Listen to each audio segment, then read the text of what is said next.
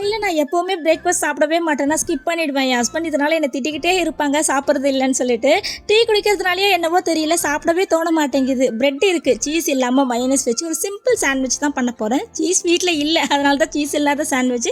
அப்புறம் நான் இது வரைக்கும் இந்த மைனஸ் வெளியே ரெடிமேடாக வாங்கினதே கிடையாது. இதுதான் ஃபஸ்ட் டைம். எப்போவுமே வீட்டிலேயே ரெடி பண்ணிவிடுவேன். எதனால் வாங்கினேன், என்ன நினச்சி வாங்கினேன்னு நிஜமாகவே தெரியல. ஆனால் ரொம்ப நாளாக இந்த பிராண்ட் டேஸ்ட் பண்ணணும்னு தோணிட்டே இருந்துச்சு. பட் இது வெஜ் மைனஸ், அதனால தான் வாங்கினேன். எந்த அளவுக்கு சீக்கிரமாக காலி பண்ண முடியுமோ அந்த அளவுக்கு காலி பண்ணிடணும்னு நினச்சிருக்கேன். டேட்லாம் பக்காவாக தான் இருக்குது. அப்புறம் ஒரே ஒரு டவுட், இப்போது இதை ஃப்ரிட்ஜில் ஸ்டோர் பண்ணுறதா இல்லை வெளியே அப்படியே வைக்கிறதான்னு தெரியல. சூப்பர் மார்க்கெட்லாம் வெளியே தான் வச்சுருக்காங்க, அதான் கேட்டேன்.